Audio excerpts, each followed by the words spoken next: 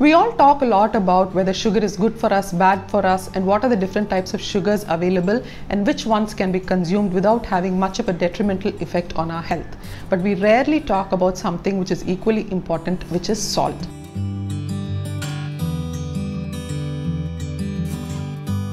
Salt is nothing but sodium chloride, and both sodium and chloride are minerals which carry out important functions in our body. Sodium in particular has several functions in the body. It mainly takes care of the water balance in the body and also helps in conduction of nerve impulses throughout the body. Now, consumption of sodium is important and it has important functions in the body, but excessive consumption of sodium also has detrimental effects on our health. So when you consume more sodium in the diet, your blood pressure increases, and increase in blood pressure can lead to several adverse cardiovascular events. Not only this, increased consumption of sodium has also shown to produce certain types of chronic kidney disorders and also has been linked with certain types of gastric cancers.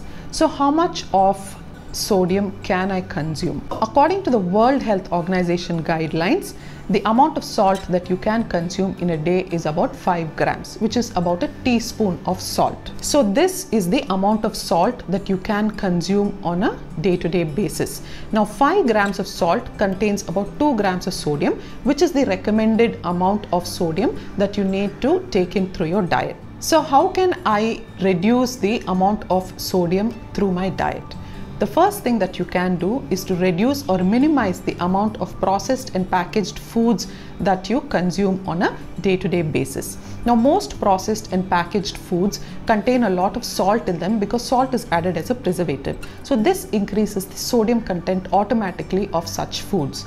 So foods like cheese, processed meats such as cold cuts, sausages, packaged dips, sauces, salad dressings, and pickles, all these have a lot of salt in them. Not only this, packaged foods such as chips, savory items, bakery items, all these have a lot of salt in them. So try to minimize the amount of packaged and processed foods that you consume on a day-to-day basis. Secondly, even when you're cooking food at home, ensure that you're a little conscious about the amount of salt that you add to the food that you cook at home. Most of foods that we get, most fruits, vegetables, etc., have a lot of sodium content in them by itself. So salt is just added as a flavoring, so use it wisely. Next question is, there are so many different types of salts available in the market. Which is best for me to use? So basically the salt that we all regularly use is the white table salt, and there are several other salts available like the pink Himalayan salt, you have the sea salt, kosher salt, Celtic salt. So these are all different types of salts which are available. Now what is the difference between these salts? So the table salt which we normally use is a highly processed salt and it has certain anti-caking agents added to it, and the other types of salts are all unprocessed. So looking at the sodium content of these different types of salt, there is not much of a difference. So compared to table salt and these unprocessed salt, the difference in sodium content varies anywhere between 34 to 39%. So there is not much of a difference. But the advantage many people claim is that all these unprocessed salt have several other minerals in them such as magnesium, potassium, etc. Which is true.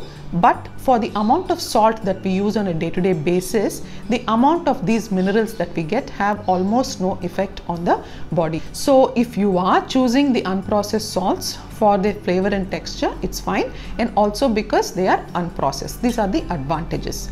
The thing is, most of the table salts are iodized. So this is one thing that you should pay attention to. Adding of iodine to salt started in the 1920s as a public health measure because many parts of the world there was iodine deficiency and there was increased incidence of hypothyroidism, goiter, etc. So government started adding iodine to salt so that the incidence of such disorders were kept at a minimum. The salt which we normally get, about 80% of the salts, white table salt which we get, are generally iodized. So in case you are planning to use the unprocessed types of salts, make sure you get enough iodine through your diet. Now the foods which are rich in iodine are dairy products like yogurt and cottage cheese, and also seafood, several types of fish, shrimp, etc., and also certain types of beans like the lima beans, eggs, and also certain types of seaweed. So if you do choose to go for the unprocessed salts, you try to ensure that you get enough iodine from your diet. If you have any further questions or comments about the content of this video, please comment below and let us know, and we will get back to you as soon as possible.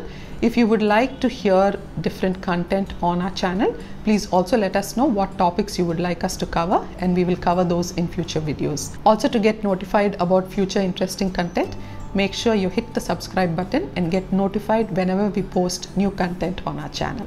Take care guys, and please do stay safe.